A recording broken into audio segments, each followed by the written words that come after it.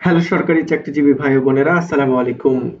প্রতীক্ষার শেষে চূড়ান্ত সিদ্ধান্ত এলো, 1 জুলাই থেকে নতুন হারে মহার্ঘ ভাতা পাবেন সরকারি চাকরিজীবীরা। প্রতিবেদনটি প্রকাশিত হয়েছে 22শে মে 2025 12টার দিকে। তো আগামী 1 জুলাই থেকে নতুন হারে মহার্ঘ ভাতা পাচ্ছেন সরকারি কর্মকর্তা কর্মচারীরা। বাজেট ঘোষণার উপলক্ষে চূড়ান্ত সিদ্ধান্ত অনুযায়ী প্রথম থেকে নবম গ্রেডের কর্মকর্তারা পাবেন 15% হারে মহার্ঘ ভাতা, আর দশম থেকে বিংশ গ্রেডের কর্মীরা পাবেন 20% হারে ভাতা। তবে মহার্ঘ ভাতা কার্যকরের সঙ্গে সঙ্গে 2023-24 অর্থবছর থেকে পাওয়া 5% বিশেষ প্রণোদনা সুবিধা বাতিল হয়ে যাবে। আগামী বাজেটে প্রথম থেকে নবম গ্রেডের সরকারি কর্মকর্তা কর্মচারীদের জন্য 15% এবং দশম থেকে 20তম গ্রেডভুক্ত কর্মকর্তা কর্মচারীদের জন্য 20% মহার্ঘ ভাতা ঘোষণা করে আসছে। আগামী 1 জুলাই থেকে সরকারি চাকরিজীবীরা এই সুবিধা পাবেন। ওই তারিখ থেকেই নতুন হারে ভাতা পাবেন সরকারি চাকরিজীবীরা। 2015 সাল থেকে সরকারি চাকরিজীবীরা প্রতি বছর 5% হারে বার্ষিক ইনক্রিমেন্ট পেয়ে আসছেন। তবে গত জাতীয় সংসদ নির্বাচনের আগে 2023 সালের জুলাই থেকে বার্ষিক ইনক্রিমেন্টের পাশাপাশি অতিরিক্ত 5% হারে বিশেষ প্রণোদনা চালু করে আওয়ামী লীগ সরকার। এই বিশেষ প্রণোদনা এখনো অব্যাহত আছে।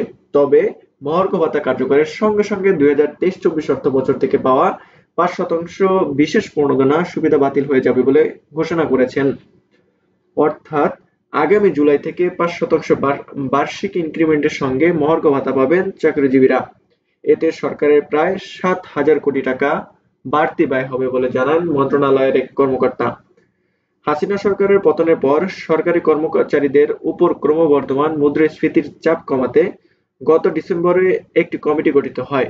সেখানে দশম থেকে 20তম গ্রেডের কর্মীদের জন্য 20% এবং প্রথম থেকে নবম গ্রেডের কর্মীদের জন্য 10% থেকে 15% মহার্ঘ ভাতার প্রস্তাব দেওয়ার প্রস্তাব আসে।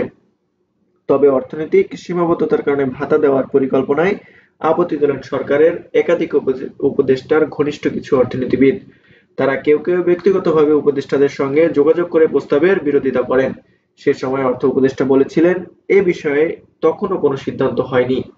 চলতি অর্থবছরের বাজেটে সরকারি কর্মচারীদের বেতন ভাতার জন্য বরাদ্দ রাখা হয়েছে 82,990 কোটি টাকা, যা মোট বাজেটের 10.41%। প্রশাসনের বিভিন্ন স্তরে একাধিক পদোন্নতি দেওয়া হয়েছে। এসব স্তরের কর্মকর্তা কর্মচারীরা আওয়ামী লীগ সরকারের সময় বৈষম্যের শিকার হওয়ার অভিযোগ করেছেন। আবার আগের সরকারের আমলে অবসরপ্রাপ্ত ও পদোন্নতি বঞ্চিত 764 জন কর্মকর্তাকে ক্ষতিপূরণ হিসেবে দেওয়া হয়েছে 75 কোটি টাকা। মন্ত্রণালয়ের কর্মকর্তারা জানান, সাধারণত প্রতি বছর বেতন ভাতা খাতে বাজেট বরাদ্দ 6 থেকে 8% বাড়ে। সেই হিসেবে 2025-26 অর্থবছরের জন্য এই বরাদ্দ প্রায় 89,500 কোটি টাকায় পৌঁছাতে পারে। তবে মহার্ঘ ভাতা যুক্ত হলে ব্যয় বেড়ে 96,000 কোটি টাকার কাছাকাছি যেতে পারে।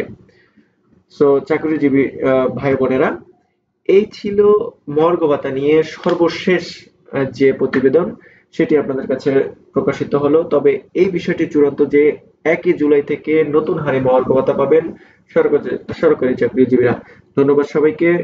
আসসালামু আলাইকুম।